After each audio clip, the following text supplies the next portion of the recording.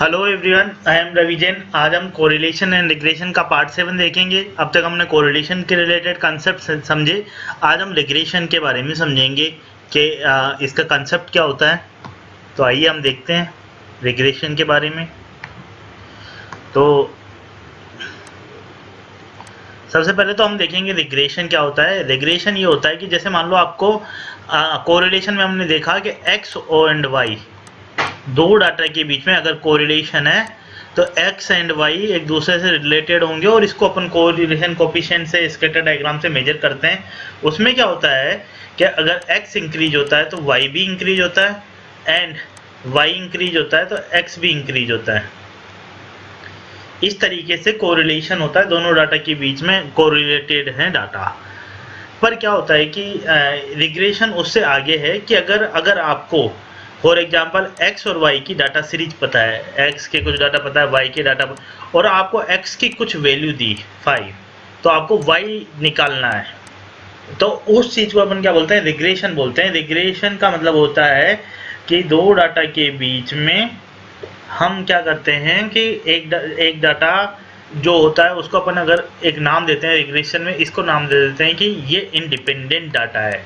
Independent data जिससे अपन ले रहे हैं, जिसको यूज कर रहे हैं, उसको इंडिपेंडेंट डाटा बोलते हैं। और y क्या हो गया, डिपेंडेंट डाटा हो गया, डिपेंडेंट डाटा हो गया। और अब y को अपन फंक्शन ऑफ x के रूप में रिप्रेजेंट कर दें और x की कोई वैल्यू पता हो हमें तो उससे हम y निकाल ले।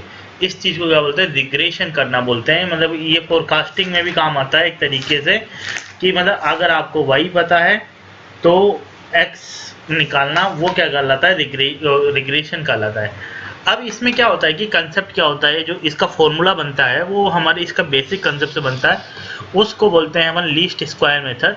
वो कैसे बनता है, वो स्कैटर डायग्राम में फॉर एग्जांपल ये अपने x एंड y, x हमारा क्या है, इंडिपेंडेंट वेरिएबल,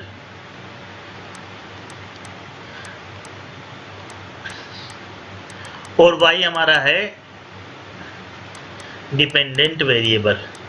अब मान लो कि फॉर एग्जांपल एक डाटा है x1 y1, एक डाटा है x2 y2, एक डाटा है यहाँ x3 y3, एक डाटा है xn yn। फॉर एग्जांपल ये डाटा, और अपन ने क्या करा, एक डाटा यहाँ पर है x4, इन दोनों को मिलाने वाली स्कैटर डायग्राम बनाया और स्कैटर डायग्राम से मान लो कि ये लाइन आई। अब आपको जो भी डाटा प्रेडिक्ट करना है, रिग्रेशन का मतलब हो गया कि अगर आपको इस x से, because y is dependent on x, तो इसमें क्या करते हैं, इसको एक रिग्रेशन बोलते हैं, y ऑन x भी बोलते हैं कि मतलब y x पे डिपेंडेंट है तो y x का पता होने पे y निकाल सके। तो अब आपको क्या करना है कि ये जो इन दोनों ये जो डाटाज के बीच में लाइन बनानी है वो इस तरीके से बनानी है ताकि ये जो डिफरेंस है ना, ये वाला डिफरेंस, मतलब x और y के बीच, x डाटा में और y डाटा में डिफरेंस, ये ताकि इस पे जो लाइन है और जो आउटलाइन पॉइंट्स है, ये आउटलाइन पॉइंट हो गए ना, ये हो गई मान लो for example best fit line, वो इस तरीके से होगी कि इन दोनों के इनके बीच में जो डिस्टेंसेज हैं, ये वाली चीज़ें, ये क्या हो, कम से कम हो, कम से कम हो। तो इसके बेस पे फॉर्मूला भी डेराइव होता है, पर हमने वो उस पे नहीं जा रहे हैं।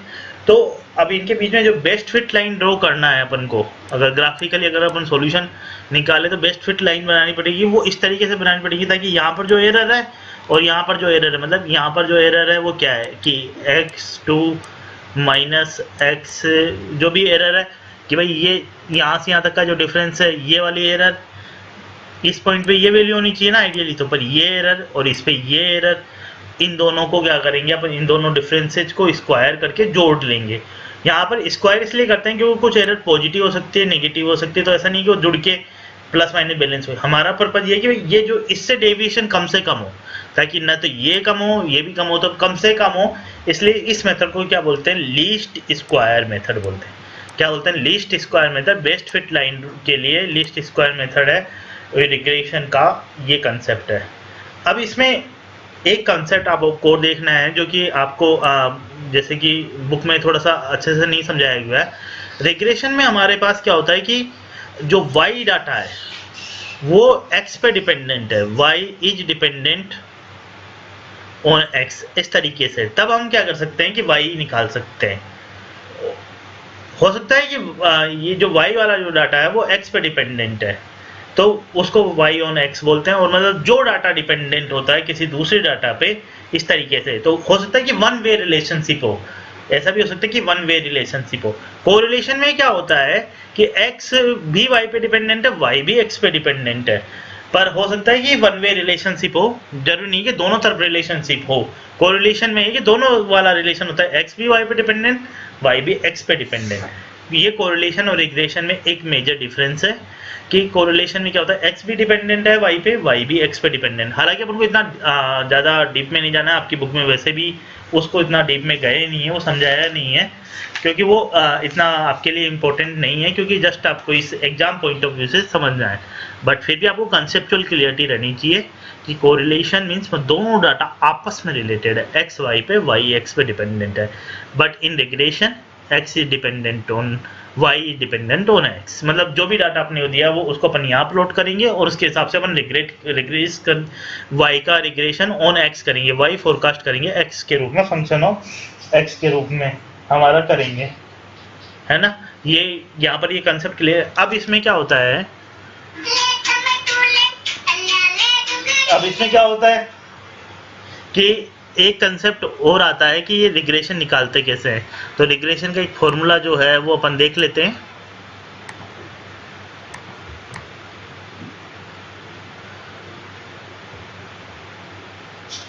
और एक कोफिशिएंट ऑफ डिटर्मिनेशन भी आपका, जैसे कोफिशिएंट ऑफ कोरिलेशन है, ऐसे कोफिशिएंट ऑफ डिटर्मिनेशन भी कभी कभी एग्जाम में क्वेश्चंस आए हुए हैं आपके ओल्ड पेपर्स में। हालांकि ये बुक में नहीं है, पर ये इस पे बेस्ड कंसेप्ट, क्योंकि इन्हीं से रिलेटेड कंसेप्ट है तो क्वेश्चन आए हुए, तो अपन उसको देख लेंगे। क्लियर। अब इसमें अपन देख लेते हैं आर, तो जो हमारा रिग्रेशन है उसकी इक्वेशन कैसे निकालते हैं। तो बहुत सिंपल इक्वेशन है। जैसे फॉर एग्जांपल आपको y के डाटा दिए हुए हैं और ये जो अपन रिग्रेशन कर रहे हैं सब लीनियर रिग्रेशन की बात चल रही है, तो y के डाटा दिए हुए हैं और उससे x निकालना है, y फंक्शन है। तो आपको क्या करना है, y बराबर b समथिंग b है, और यहाँ पर एक क्या करना, y माइनस वाई बार, यहाँ पर क्या लिखना है, b एक कोफिशिएंट है वो निकालना पड़ेगा, और बराबर x माइनस एक्स बार, y बराबर y माइन, ये हमारे पास क्या होगी, y x पे डिपेंडेंट इक्वेशन हो जाएगी। आपको क्या पता है कि y पता है कि नहीं है, y बार, y बराबर बार बार जो भी आपको डाटा दिए होंगे x और y की डाटा सीरीज उससे निकाल सकते हैं, x बार बराबर समीशन एक्स वाई एन निकाल सकते हैं। और जो b है उसका बहुत ही सिंपल फॉर्मूला है, जो अपने कोरिलेशन कोफिशिएंट देखा है ना, उसमें बस थोड़ा सा सुधार करना है, n summation x y minus summation x summation y. अब जो नीचे अंडर रूट है वो अंडर रूट नहीं लेना है, क्योंकि आपको पता है कोई भी कोफिशिएंट है तो उसका कोई भी कोफिशिएंट है उसकी कोई डायमेंशन नहीं होनी है, बस उसका क्या होना है, उसका जो हमारे पास जो फॉर्मूला बनेगा वो क्या बनेगा, n summation x square minus summation x का स्क्वायर। जो अपने पास जो r का फॉर्मूला था, r का फॉर्मूला वो क्या था, n summation x y minus summation x summation y. नीचे अपन क्या करते थे, अंडर रूट लेते थे, और यहाँ पर क्या लेते थे, एक बार एक्स स्क्वायर लिखते हैं माइनस समीशन एक्स का स्क्वायर लिखते हैं, उसी के साथ एक अंडर रूट में ही क्या लिखते हैं अपन, N summation Y square minus summation Y का स्क्वायर। पर इस चीज़ को आपको हटा देना है और अंडर रूट को हटा देना है, तब आपके पास क्या हो जाएगा, बी निकल के आ जाएगा। तो ये बहुत ही सिंपल आपको कंसेप्चुअल क्वेश्चन है, कोई प्रॉब्लम नहीं है ना इसमें, कि b बराबर ये निकाल सकते हैं, n बराबर x बराबर। और इसको जैसे इस वाले को अपन थोड़ा सा ऐसे भी कर सकते हैं कि y बराबर B X minus B X bar plus Y bar, और आपका जो है y बराबर B X plus Y bar minus B X bar. इसको बुक में आपको a भी दिया हुआ है कि y बराबर a प्लस बी एक्स, इस फॉर्म में भी दिया हुआ है, वो तो एक ही बात है। तो अगर आप ऐसे याद रखेंगे तो ऐसे याद रख लीजिए कि a बराबर क्या होगा a का जो है वो a बराबर क्या है, y बार माइनस बी एक्स बार। वो आपको ऐसे याद है इक्वेशन, तो ऐसे करके रख सकते हैं कि ए बराबर Y bar minus B X बार। याद करने का तरीका है ये, आप कैसे भी याद कर सकते हैं। इसको समझ में आ गया ये कंसेप्ट। अब इसमें अपन जो बेस्ड एग्जांपल है वो हम कर लेंगे, पर उससे पहले हम एक कोफिशिएंट ऑफ डिटर्मिनेशन समझ लेते हैं वो क्या होता है। तो जो कोफिशिएंट ऑफ डिटर्मिनेशन होता है वो आपके पास जो कोफिशिएंट ऑफ कोरिलेशन होता है, कोफिशिएंट ऑफ डिटर्मिनेशन इज, ये रिग्रेशन से रिलेटेड नहीं है पर मैं इसमें कंसेप्ट समझाना चाह रहा था इसलिए मैंने लिया है, इज स्क्वायर आर स्क्वायर। जो कोफिशिएंट ऑफ कोरिलेशन का स्क्वायर होता है वो किसको रिप्रेजेंट करता है, कोफिशिएंट ऑफ डिटर्मिनेशन को रिप्रेजेंट करता है। पर तो इसका मतलब क्या हो गया, कोफिशिएंट ऑफ डिटर्मिनेशन जो है वो कोफिशिएंट ऑफ कोरिलेशन का स्क्वायर होता है। पर जो कोफिशिएंट ऑफ डिटर्मिनेशन होता है वो हमेशा क्या होगा, आर स्क्वायर। तो आर कहाँ से कहाँ तक होता है आपका, आर होता है -1 to 1। तो पर जो कोफिशिएंट ऑफ डिटर्मिनेशन है वो कहाँ से कहाँ तक होगा, कोफिशिएंट ऑफ डिटर्मिनेशन हमारा होगा, हम इसको एक बार यहाँ से इरेज कर देते हैं, आप ये नोट कर लीजिए बुक में आपके जो नोट्स में, क्योंकि इन पे बेस्ड डायरेक्ट क्वेश्चन आए हुए हैं आपके एग्जाम में कि कोफिशिएंट ऑफ डिटर्मिनेशन क्या होता है, उस पर बेस्ड भी क्वेश्चन आए हुए हैं। और ये कोफिशिएंट ऑफ डिटर्मिनेशन का आपको कंसेप्चुअल क्लियरिटी होनी चाहिए, क्योंकि आपका पर्पज केवल कंसेप्चुअल क्लियरिटी ही यहाँ पर है। तो ठीक है, हम इसको इरेज कर देते हैं। ये हमने रिग्रेशन कैसे निकालते हैं वो निकाला, ये स्टेटिस्टिकल मेथड, एक अपन ग्राफिकल है तो वो मेथड से ही आया ही है, लीस्ट स्क्वायर मेथड, जो कि बेस्ट फिट लाइन है स्कैटर डायग्राम पे। अब हम देख देते हैं, जो जैसे आपके पास जो आर होता है कोफिशिएंट ऑफ कोरिलेशन वो -1 to 1 होता है। तो कोफिशिएंट ऑफ डिटर्मिनेशन मान लो उसको सीओडी से इंडिकेट कर रहे हैं, अपन इसको सीओडी बोल रहे हैं। तो इसकी वैल्यू कहाँ से कहाँ तक जाएगी, 0 to 1 ऑब्वियसली, क्योंकि ये क्या है, आर स्क्वायर है। दूसरा इंपॉर्टेंट चीज है कि कोफिशिएंट ऑफ कोरिलेशन में का ये मतलब होता है कि जो x डिपेंडेंट है y पे, x increases y increase and y increase होता है तो x इंक्रीज होता है। बट कोफिशिएंट ऑफ डिटर्मिनेशन हो सकता है कि ऐसे वेरिएबल के लिए हो जिसमें केवल y he, only y is dependent on x, but जरूरी नहीं कि x भी y पे डिपेंडेंट हो, but it is not necessary. जैसा अपन रिग्रेशन में नहीं है ना necessary, it is not necessary. अगर मान लो कोई, क्योंकि ये कोफिशिएंट ऑफ डिटर्मिनेशन ये केवल उन्हीं वेरिएबल के लिए नहीं निकलता जहाँ पर आपस में डिपेंडेंट हो, मतलब जैसे x और y एक दूसरे पे डिपेंडेंट हो तब तो कोई प्रॉब्लम नहीं है, तब तो कोफिशिएंट ऑफ डिटर्मिनेशन क्या हो जाएगा, r का स्क्वायर कर दो। पर ऐसे भी वेरिएबल हो सकते हैं जिसमें केवल y x पे डिपेंडेंट हो, x y पे डिपेंडेंट नहीं हो। जैसे एक इंडिपेंडेंट वेरिएबल अपन फॉर एग्जांपल अपन लेते हैं डे टेम्परेचर, और y है ice cream consumption, ice cream sale of a ice cream seller. तो जो आइसक्रीम सेलिंग होगी वो क्या होगी, डे टेम्परेचर पर डिपेंड करेगी। पर क्या डे टेम्परेचर आइसक्रीम सेलिंग पे डिपेंड करेगा, नहीं करेगा, ऑब्वियसली एक्स वाई पे डिपेंडेंट नहीं करेगा। तो मतलब एक्स जो है वो इंडिपेंडेंट वेरिएबल हुआ, तो इन दोनों के बीच में कोरिलेशन नहीं है, इन दोनों के बीच में there is no correlation between these two data.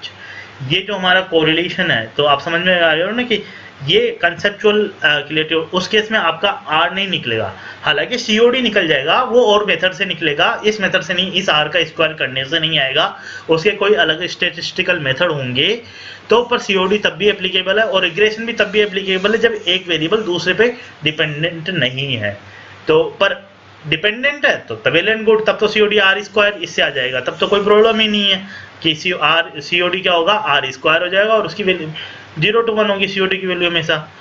तो ये कंसेप्चुअल क्लियर आपको ये समझ में आ गया। दूसरा एक और एस्पेक्ट इसका इंपॉर्टेंट है कि इसका इंटरप्रिटेशन एग्जाम में कई बार आ जाता है। जैसे मान लो कि आपके आर स्क्वायर की वैल्यू है 0.9, 0 to 1 है, इसका मतलब ये हो गया कि इसको आप क्या करो कि इसको परसेंटेज में अभिव्यक्त करो तो ये क्या हो जाएगा 90%, मतलब आर की स्क्वायर की वैल्यू 0 to 1 जा रही है, मतलब 0 to 100% में जाएगा, परसेंटेज में जाएंगे। तो इसका मतलब ये होता है, इसको जो इंटरप्रिटेशन ये होता है कि 90% variation in y can be explained by variation in x।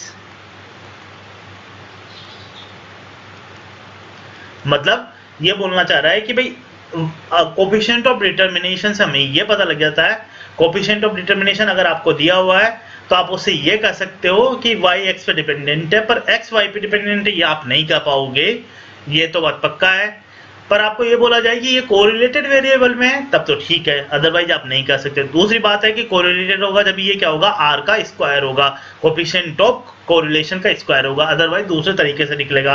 हालांकि वैल्यू इसकी कब 0 to 1 के बीच में ही लाई करेगी, हालांकि इसकी वैल्यू क्या करेगी 0 to 1 के बीच में ही लाई करेगी।